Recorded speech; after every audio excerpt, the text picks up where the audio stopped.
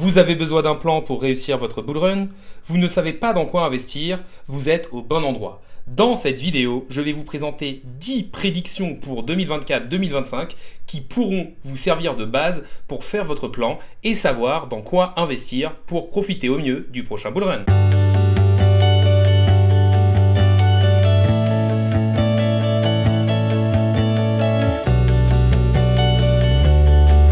Salut à tous, c'est Inspecteur Crypto, bienvenue dans la vidéo du jour qui va parler de mes 10 prédictions crypto pour 2024-2025 ou pour le prochain bull run. Si vous avez besoin d'un plan pour réussir votre bull run ou que vous ne savez pas dans quoi investir, vous êtes au bon endroit. Pour faire un plan d'action, il faut avoir des convictions sur le marché et sur le futur. Faire une liste de plusieurs prédictions ou se baser sur le rapport d'une entreprise spécialisée peut être une bonne idée pour faire le point et établir justement ce plan d'action qui vous permettra de réussir. Dans mon cas, je vais comparer mes prédictions pour 2024-2025 avec le rapport de Messari qui se focus sur les tendances, projets et narratives à venir. Concernant les 10 prédictions crypto à venir, il faut savoir qu'une partie seront mes prédictions personnelles et que l'autre partie seront des prédictions de Messari. À chaque fois, je vais comparer justement nos deux façons de penser. Des fois, on ira dans le même sens et donc j'utiliserai des éléments de leur rapport pour argumenter ma prédiction. Et des fois, on sera en total désaccord et je vous dirai pourquoi je ne suis pas d'accord et je vous argumenterai aussi pourquoi ils pensent de telle ou telle manière. Il faut savoir que Messari a beau être une entreprise crypto reconnue au niveau de la blockchain, ils peuvent se tromper. Dans leur rapport de 2023, ils avaient par exemple cité 10 personnes à suivre et il faut savoir que, petit fait marrant, 7 de ces personnes sont soit en prison, soit ont des problèmes avec la justice. Il y avait par exemple SBF de FTX ou encore CZ, l'ex-PDG de Binance. Mais on va tout de suite rentrer dans le vif du sujet avec la prédiction numéro 1. Pour moi, cette prédiction, c'est que Bitcoin fera un nouveau plus haut historique ou un nouvel ATH en 2024-2025, c'est-à-dire lors du prochain bull run. Selon Messari, c'est encore un bon moment pour acheter du Bitcoin, car on n'a pas encore fait de plus haut historique et que donc on n'a pas encore cette effervescence des médias et des nouvelles personnes qui arrivent, mais aussi parce qu'ils ont un indicateur qui s'appelle le MVRV ratio, qui est aux alentours des 1. Et il faut savoir que historiquement, c'est une bonne zone d'achat. Ce ratio permet de savoir si l'actif est actuellement à sa réelle bonne valeur. Le retour des développeurs et l'augmentation du nombre de contrats intelligents montrent aussi le retour d'intérêt sur les cryptos. La deuxième prédiction, qui est plus une prédiction de mon côté, ce sera qu'il y aura un ETF Ethereum qui sera accepté en 2024-2025. Pourquoi ? Parce que pour moi, on a vu que l'ETF Bitcoin Spot a permis d'ouvrir les vannes et maintenant, logiquement, il devrait y avoir d'autres crypto-monnaies parce qu'on a les plus gros de la finance traditionnelle qui ont pu s'engouffrer dans le domaine de la blockchain et des crypto-monnaies et qu'ils ont énormément d'argent à faire avec les frais. Maintenant que le loup est dans la bergerie, il devrait essayer d'en profiter un maximum. Je parle bien sûr des fonds d'investissement comme BlackRock. Prédiction numéro 3. C'est que pour moi, la dominance du Bitcoin va baisser. Selon eux, elle peut encore augmenter jusqu'à peut-être 60-65 avant de voir les autres crypto-monnaies reprendre de la force. Pourquoi je pense ça ? Parce que si on regarde tous les cycles d'avant, on a à chaque fois eu en bear market et en reprise de bull run le Bitcoin qui reprend énormément de force et de dominance et ensuite les personnes ont tendance à prendre des profits et à aller sur des crypto-monnaies un petit peu moins capitalisées pour justement faire tourner l'argent et la liquidité et avoir de plus gros gains. Prédiction numéro 4, c'est que pour moi, en 2024-2025, on va avoir le pivot de la Fed et ça devrait permettre d'avoir une nouvelle injection et une nouvelle impression de liquidité qui permettra aux personnes et aux acteurs de la finance de vouloir aller un peu plus dans des actifs à risque. Et cela, ça devrait aller de fait avec un bull run sur les cryptos en 2024-2025. Prédiction numéro 5, qui est une prévision avec laquelle Messari n'est pas d'accord, c'est que selon moi, Ethereum va réussir à flipper Bitcoin, c'est-à-dire à passer devant en termes de market cap. Donc comme je vous l'ai dit, le rapport n'est pas de cet avis et pense que Bitcoin va superformer Ethereum à cause de la dilution de sa performance par les Layer 2. Alors moi je ne suis pas vraiment d'accord sur ça car les frais des Layer 2 sont le plus souvent payés en ETH et que son nouveau mécanisme de Proof of Stake lui permet depuis The Merge d'être déflationniste lors des périodes d'euphorie. Et donc On a à la fois une grosse roadmap qui arrive sur Ethereum sur les années à venir, on a énormément de développeurs, un énorme écosystème. En plus de ça, pour l'instant, Ethereum est assez endormi et a, on va dire, un peu de retard en termes de performance sur Bitcoin. Et en plus de ça, il a une supply déflationniste. Donc pour moi, je pense qu'Ethereum va mieux performer que Bitcoin et qu'il pourrait même le dépasser en termes de market cap.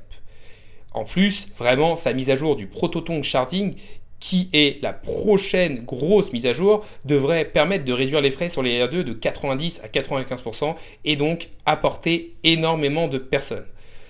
Ce qu'ils nous disent aussi, c'est que pour eux, Ethereum n'a pas encore gagné la bataille des Layer 1 avec par exemple des grosses blockchains comme Solana. Pour moi, je pense qu'Ethereum est là pour perdurer, que ça restera la plus grosse blockchain qui permettra de faire passer toutes les transactions importantes et à forte valeur ajoutée. Bien sûr, il peut y avoir d'autres Layer 1, mais pour moi, Ethereum gardera la majorité des parts de marché.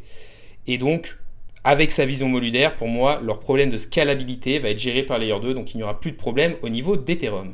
Prédiction numéro 6, je pense que les altcoins, c'est-à-dire tout ce qui n'est ni Bitcoin, ni Ethereum, ou ni les stablecoins, vont reprendre de la dominance sur le long terme. Pour l'instant, ils n'ont que 25% de la part du gâteau, et les nouveaux marchés et narratifs devraient les propulser beaucoup plus haut.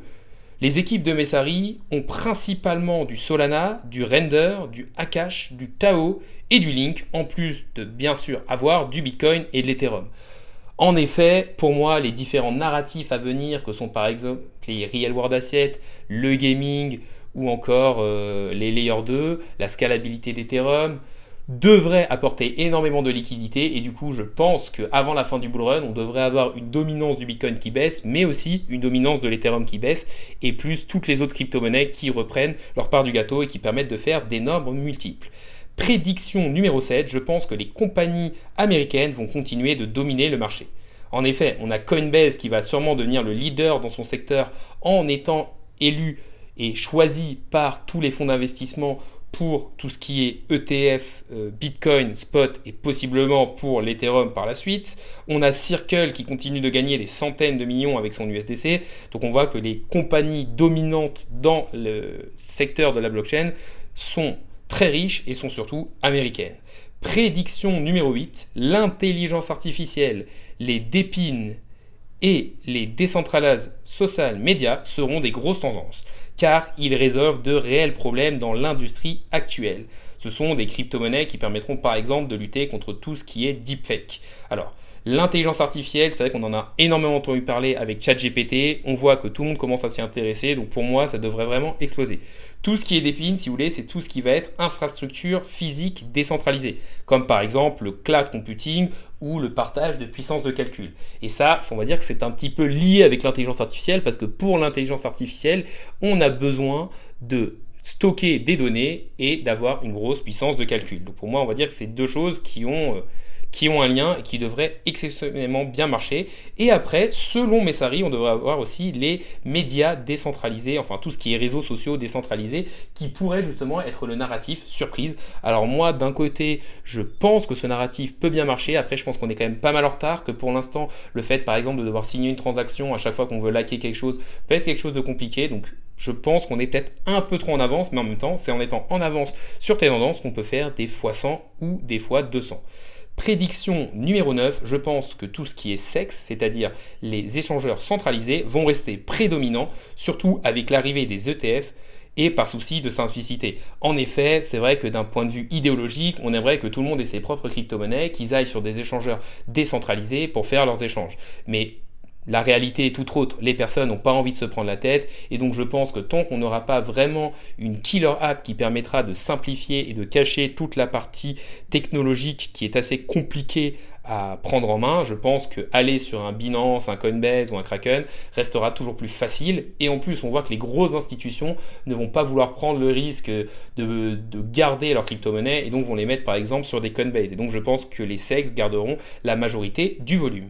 La prédiction 10, qui est aussi la dernière prédiction, c'est que les ZK Rollup vont surpasser les Optimistic Rollup car leur technologie est plus avancée et que pas mal de projets devraient faire du bruit avec leur airdrop. C'est vrai que si on regarde au niveau de la scalabilité d'Ethereum, pour l'instant les premiers projets à être sortis et qui sont dominants sont Arbitrum et Optimism qui sont ce qu'on appelle des Optimistic Rollup. Si vous voulez, les Optimistic Rollup vont prendre en compte que toutes les transactions sont non frauduleuses et en fait, pendant un certain temps, tant que personne ne remonte de problème, on se dit que tout est bon et au bout de cette période de temps, on se dit que toutes les transactions sont valides. Alors que dans le côté des ZK Rollup, en fait, on va être sûr que tout est valide. Donc pour moi, c'est quelque chose d'un peu plus rapide. Et surtout, ces deux écosystèmes se sont fait surtout connaître grâce à leur gros airdrop. Et je pense que par exemple, l'arrivée des ZK Sync va justement inverser un peu tout cela parce que le fait que les nouveaux projets Layer 2, ZK Rollup fassent des airdrops, ça risque d'attirer la lumière sur eux. On arrive sur la fin de la vidéo, donc déjà n'hésitez pas à liker, commenter ou à vous abonner, ça donne énormément de force à la chaîne. N'hésitez pas non plus à aller voir mes autres vidéos, je pense qu'elles seront complémentaires et qu'elles vous aideront à bien réussir votre bull run. La vidéo du jour est maintenant finie, salut à tous et à la prochaine.